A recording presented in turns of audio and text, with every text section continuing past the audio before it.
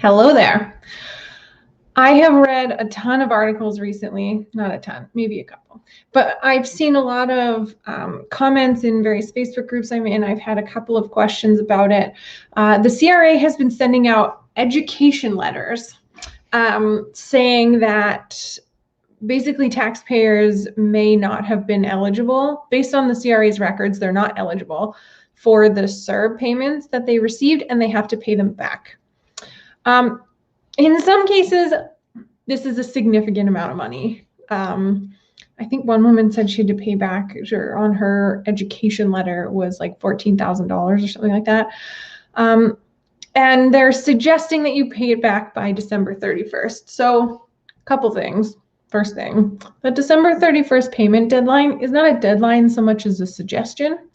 If you have received CERB, it's obviously taxable, and so you're going to have to take that into your income.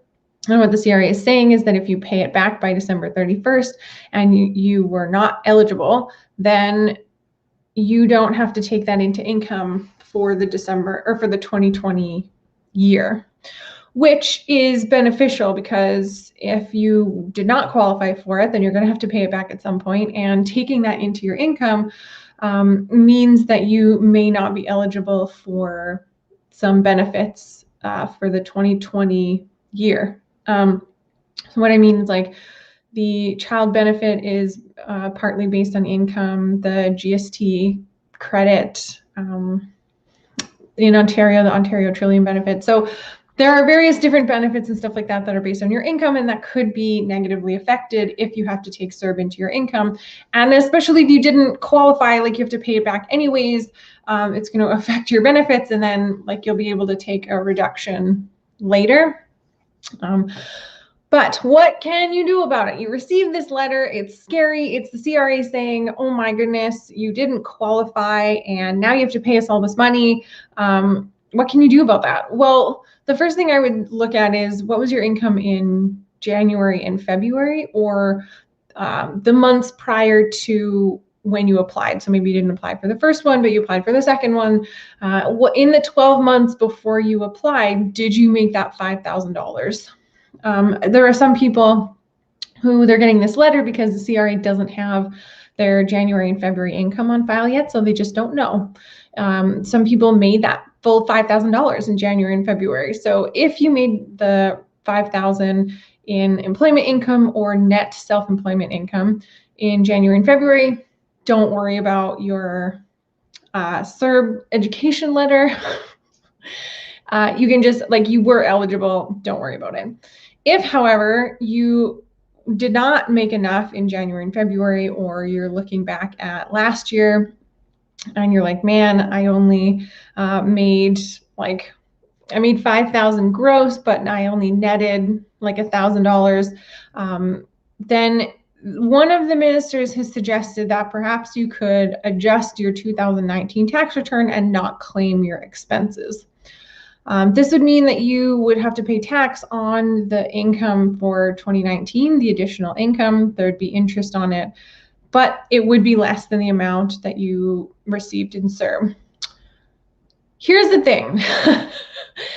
I think if you do that, you're going to trigger an audit, or you're going to trigger some sort of review at the very least of the CRA, just wanting to have a look at your records, because they are going to be looking for all of the people who should not have applied and who did. So I think it's really risky to change your prior return for the sole purposes of qualifying for CERB, because it's like you're making a move just to receive benefits, and the CRA doesn't like that. They haven't come out one way or the other on this, but Qualtrough, I can't remember her first name, the small business minister, has said that, or benefits minister, has said that she's not suggesting that to her constituents. So that makes me nervous. It's possible, but makes me nervous. So I'm definitely not going to be recommending that to my clients unless they have a really good reason for it, unless we have a reason that is not strictly just to apply for CERB. The CRA, although they have asked for that repayment by December 31st, they are not currently going after new debts. So the collections section of the CRA is not currently active on new debts.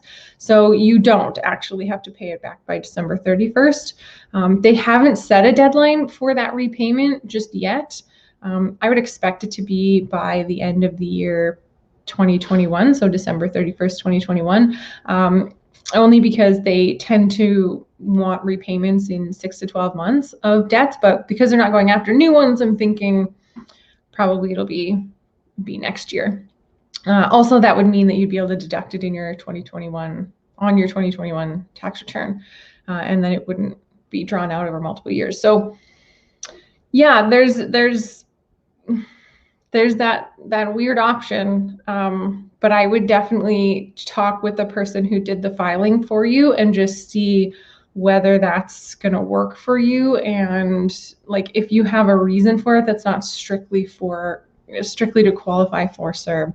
I had somebody ask me if revenues collected and then refunded because of the pandemic count as income in 2020, and no, they do not. If you have revenue but it's been refunded to your clients because you were shut down from the pandemic, that doesn't count as revenue, unfortunately. So in this particular case, there was nothing to be done. They just didn't meet the threshold, even in gross income in 2019, but had to refund. I felt so bad for them. Because there's just nothing we could do. So I know that there's going to be a lot of questions about this. Please leave them in the comments. I'll do my best to answer them. I would really go and talk to the person who helped you file your tax return in 2019. They're going to have a much better picture of what your whole situation is like, and they can provide more specific advice. But if you have general questions for me, definitely leave them in the comments and I'm happy to answer them. I hope you did not receive an education letter, and I hope you're doing well. I'll see you tomorrow.